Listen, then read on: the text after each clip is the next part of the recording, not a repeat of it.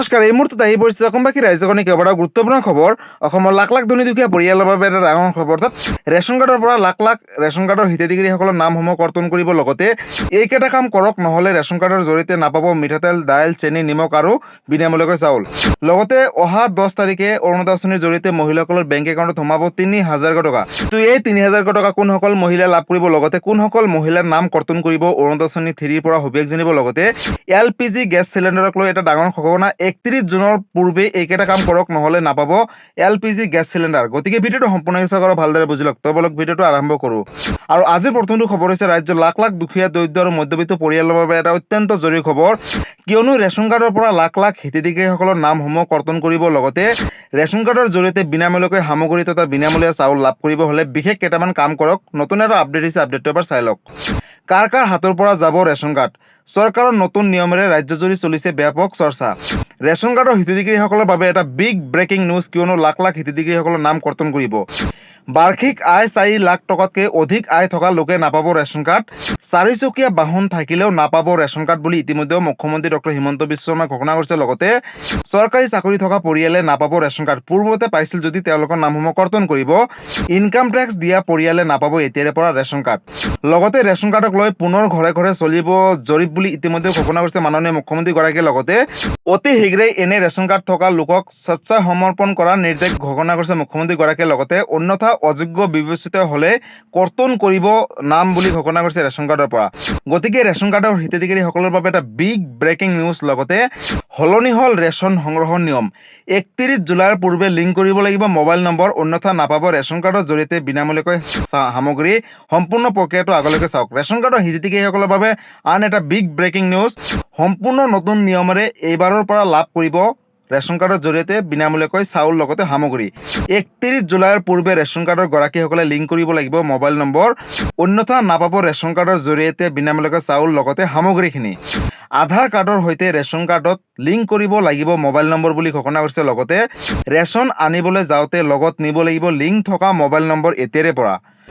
1 নম্বৰত আছে হিতাধিকাৰীসকলে ই-পষ্ট মেচিনত আঙুলি ছাপ, OTP অথবা মুখমণ্ডলী ভিত্তিত প্ৰমাণীকৰণ দিব লাগিব। লগতে 2 নম্বৰত ই-পষ্ট স্ক্ৰীণত হিতাধিকাৰীসকলৰ পঞ্জীয়ন হৈ থকা মোবাইল নম্বৰত নিশ্চিত কৰিব লাগিব। ই-পষ্ট মেচিনত হিতাধিকাৰীসকলৰ মোবাইল নম্বৰ অন্তৰ্ভুক্ত অথবা নিশ্চিত কৰিব লাগিব আৰু হিতাধিকাৰীসকল উপস্থিত থাকিব লাগিব। কেইটা মোবাইল নম্বৰ একেলগে একাধিক ৰেচন কাৰ্ডত পঞ্জীয়ন নহ'ব এতিয়াৰে পৰা। 5 নম্বৰত SMS-ৰ জৰিয়তে মোবাইল নম্বৰ OTP প্ৰেৰণ কৰিব পাৰিব এতিয়াৰ পৰা। লগতে হিতাধিকাৰীসকলে নিজৰ মোবাইলত OTP লাভ কৰি ই-পষ্ট মেচিনত সেৱা অন্তৰ্ভুক্ত কৰিব লাগিব। 7 নম্বৰত মোবাইল নম্বৰটো প্ৰাইমাৰী ভেৰিফাইড মোবাইল নম্বৰ হিচাপে চিহ্নিত কৰা হ'ব বুলি ঘোষণা কৰিছে। লগতে 31 জুলাইৰ পূৰ্বে প্ৰতিজন হিতাধিকাৰীসকলে কৰিব লাগিব এই কাম।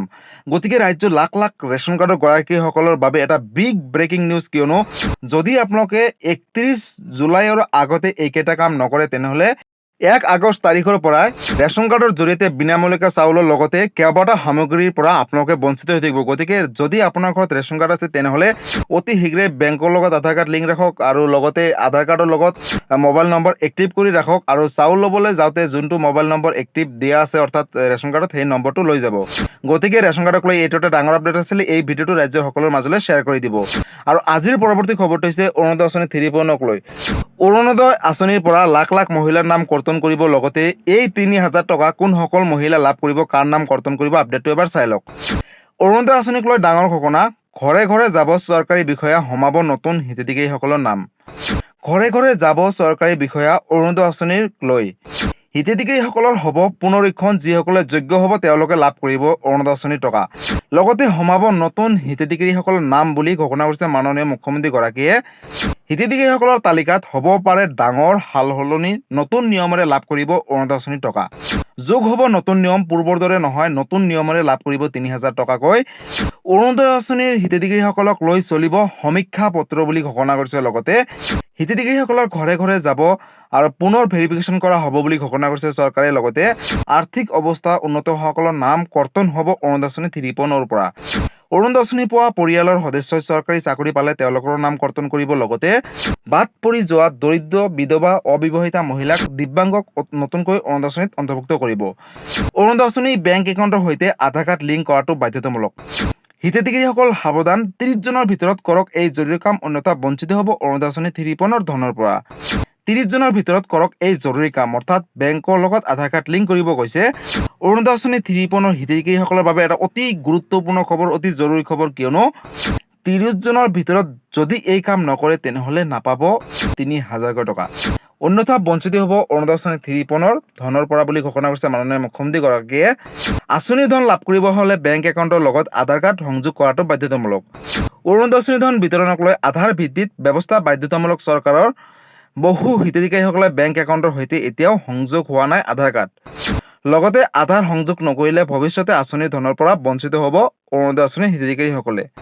30 জনৰ ভিতৰত বেংক একাউণ্টৰ সৈতে আধাৰ কাৰ্ড সংযোগ সম্পূৰ্ণ কৰাৰ নিৰ্দেশ প্ৰশাসনৰ। সংযোগ প্ৰক্ৰিয়াত সমস্যা হ'লে পৌৰসভা বা বিডিঅ কাৰ্যালয়ত যোগাযোগ সুবিধা ইতিমধ্যে কেন্দ্ৰীয় চৰকাৰ তথা অসম চৰকাৰে। অৰুণোদয় আঁচনি ধন নিৰবিচ্ছিন্নভাৱে পাই থাকিবলৈ বেংকৰ সৈতে আধাৰ কাৰ্ড লিংক কৰিবলৈ আহ্বান জনাইছে 30 জনৰ ভিতৰত। গতিকে ৰাজ্যৰ লাখ লাখ কোটি কোটি অৰুণোদয় আঁচনি হিতাধিকাৰীসকলৰ বাবে এটা অতি গুৰুত্বপূৰ্ণ খবৰ, কিয়নো আগষ্ট মাহৰ পৰাই অৰুণোদয় আঁচনি 3 জৰিয়তে মহিলাসকলক চৰকাৰে দিব অৰুণোদয় আঁচনি ধন। কিন্তু এই ধন লাভ কৰিব হ'লে বেংকৰ লগত আধাৰ কাৰ্ড লিংক কৰাটো বাধ্যতামূলক, 1 নম্বৰত। দ্বিতীয়তে বহু হিতাধিকাৰীসকলৰ নাম কৰ্তন কৰিব যিসকলৰ ঘৰত আৰ্থিকভাৱে উন্নত হৈছে, দ্বিতীয়তে 4চকীয়া বাহন কিনিছে বা কোনোবা ঘৰত অৰুণোদয় আঁচনি পোৱাৰ পিছত চৰকাৰী চাকৰি পাইছে, তেওঁলোকৰ নামসমূহ পোনপ্ৰথমতে কৰ্তন কৰিব। আৰু তেওঁলোকৰ নাম কৰ্তন কৰি যিসকল দুখীয়া, দৰিদ্ৰ, মধ্যবিত্ত পৰিয়াল, বিয়া হৈ ঘূৰি আহিছে, দিব্যাংগ ব্যক্তি, তেওঁলোকক অৰুণোদয় আঁচনি 3 অন্তৰ্ভুক্ত কৰিব। আৰু প্ৰতি মাহে তেওঁলোকক অৰুণোদয় আঁচনিৰ জৰিয়তে যদি চৰকাৰে 3000 টকা দিয়ে 3000 পাব, যদি 2000 দিয়ে 2000 টকা পাব। গতিকে অৰুণোদয় আঁচনিক লৈ এইটো এটা ডাঙৰ আপডেট আছিলে, এই ভিডিঅ'টো সকলোৰে মাজলৈ শ্বেয়াৰ কৰি দিব। আৰু আজিৰ পৰৱৰ্তী খবৰটো হৈছে LPG গেছ চিলিণ্ডাৰক লৈ নতুন এটা আপডেট আহিছে যে এইকেইটা কাম নকৰিলে LPG চিলিণ্ডাৰ নাপাব, লগতে LPG চিলিণ্ডাৰ টকাও নাপাব। আপডেটটো চাই লওক। গ্ৰাহকসকল সাৱধান, 30 জনৰ ভিতৰত কৰিব লাগিব এইকেইটা কাম, নহ'লে চিৰদিনৰ বাবে বন্ধ হৈ যাব LPG গেছ। LPG গ্ৰাহকৰ বাবে এটা অতি গুৰুত্বপূৰ্ণ খবৰ। ঘৰুৱা ৰন্ধন গেছ ব্যৱহাৰকাৰীসকলৰ বাবে অতি জৰুৰী সতৰ্কবাণী চৰকাৰৰ তৰফৰ পৰা। সমগ্ৰ দেশৰ গেছ গ্ৰাহকসকললৈ চৰকাৰ আৰু কোম্পানীৰ তৰফৰ পৰা ডাঙৰ নিৰ্দেশনা জাৰি কৰিছে। এটা ভুলৰ বাবে চিৰদিনলৈ বন্ধ হ'ব পাৰে আপোনাৰ গেছৰ ৰাজসাহায্যৰ টকা। প্ৰতিগৰাকী বৈধ LPG গ্ৰাহক EKIC কৰাটো বাধ্যতামূলক। EKICৰ অন্তিম সময়সীমা হৈছে 2026 চনৰ 30 জুন। লগতে এই তাৰিখৰ ভিতৰত নকৰিলে বিপদত পৰিব গ্ৰাহকসকল বুলি ইতিমধ্যে চৰকাৰে জাৰি কৰিছে এখন জাননী। EKIC নকৰিলে গ্ৰাহক ভুৱা বুলি ঘোষণা কৰি বন্ধ কৰা হ'ব ৰাজসাহায্যৰ ধন। ৰাজসাহায্যৰ বাবে বৰ্তমান গেছ চিলিণ্ডাৰ ক্ৰয় কৰাত মূল্য বহুত হ্ৰাস পাইছে দুখীয়া দৰিদ্ৰ পৰিয়ালে। গ্ৰাহকক জৰুৰীভাৱে প্ৰক্ৰিয়া সম্পূৰ্ণ কৰাৰ আহ্বান জনাইছে এজেঞ্চীসকলে। কিন্তু কেনেকৈ কৰিব ৰন্ধন গেছৰ EKIC? EKIC ক'ত কেনেকৈ কৰিব? নিজৰ গেছ এজেঞ্চীলৈ গৈ বায়'মেট্ৰিক বা আধাৰৰ জৰিয়তে কৰক EKIC কাম, অথবা ঘৰত বহিও মোবাইল এপ বা ৱেবছাইটৰ জৰিয়তেও আপোনালোকে গেছ চিলিণ্ডাৰৰ EKIC কৰিব পাৰিব। গতিকে ৰাজ্যৰ লাখ লাখ দুখীয়া, দৰিদ্ৰ আৰু মধ্যবিত্ত পৰিয়ালৰ বাবে এটা অত্যন্ত জৰুৰী খবৰ, কিয়নো যদি আপোনালোকে 30 জনৰ ভিতৰত প্ৰধানমন্ত্ৰী উজ্জ্বলা যোজনাৰ অধীনত বা যদি আপোনালোকৰ গেছ চিলিণ্ডাৰ আছে, সেই গেছ চিলিণ্ডাৰ যদি EKIC নকৰে তেনেহ'লে চৰকাৰৰ তৰফৰ পৰা যোনটো ৰাজসাহায্যৰ টকা, সেই টকাটো আপোনালোকৰ বেংক একাউণ্টত নোসোমাব। লগতে আপোনালোকে আহিবলগীয়া সময়ত যেতিয়া গেছ চিলিণ্ডাৰ ৰিফিল কৰিবলৈ যাব, সেইটো সময়ত কিন্তু আপোনালোকক নিদিব, কাৰণ চৰকাৰ তথা ইতিমধ্যে গেছ এজেঞ্চিৰ তৰফৰ পৰা সকলো গ্ৰাহকসকলক আহ্বান জনাইছে যে আপোনালোকে 30 জনৰ ভিতৰত EKIC কৰক, অন্যথা যদিও আপুনি যোগ্য হয় তথাপিও নাপাব গেছ চিলিণ্ডাৰ। গতিকে বন্ধুসকল, যদি আপোনাৰ ঘৰত EKIC নকৰা গেছ চিলিণ্ডাৰ আছে তেনেহ'লে অতি শীঘ্ৰে আপোনালোকৰ যোনটো গেছ হয় সেইটো এজেঞ্চিলৈ যাওক আৰু অতি শীঘ্ৰে আপোনালোকে অনলাইন অফলাইনৰ মাধ্যমত বায়'মেট্ৰিক আপডেট দিয়ক, ফিংগাৰপ্ৰিণ্ট দিয়ক, EKIC কৰক, আৰু আহিবলগীয়া সময়ত চৰকাৰৰ তৰফৰ পৰা যোনটো ৰাজসাহায্যৰ টকা আপোনালোকৰ বেংক একাউণ্টত সোমাব আৰু 45 দিন মূৰে মূৰে আপোনালোকে গেছ চিলিণ্ডাৰ লাভ কৰিব। গতিকে ৰাজ্যৰ লাখ লাখ কোটি কোটি গেছ চিলিণ্ডাৰ গ্ৰাহকসকলৰ বাবে এটা অত্যন্ত জৰুৰী খবৰ। এই ভিডিঅ'টো ৰাজ্যৰ সকলোৰে মাজলৈ শ্বেয়াৰ কৰি দিব। গতিকে বন্ধুসকল, আজি আছিলে এইটো এটা ইনফৰ্মেটিভ ভিডিঅ' আৰু গুৰুত্বপূৰ্ণ খবৰ। ভিডিঅ'টো চাই কেনেকুৱা পালে? যদি ভাল পালে চেনেলত নতুনকৈ আহিছে চেনেলটো ছাবস্ক্ৰাইব কৰিব, লাইক কৰিব। কিবা সুধিবলগীয়া বা জানিবলগীয়া আছে আপোনালোকে মোক কমেণ্ট কৰি জনাব, মই নিশ্চয় ৰিপ্লাই দিবলৈ চেষ্টা কৰিম। লগতে এই ভিডিঅ'টো ৰাজ্যৰ সকলো মহিলা তথা সকলো ব্যক্তিৰ মাজলৈ শ্বেয়াৰ কৰি দিব। ধন্যবাদ। জয় আই অসম।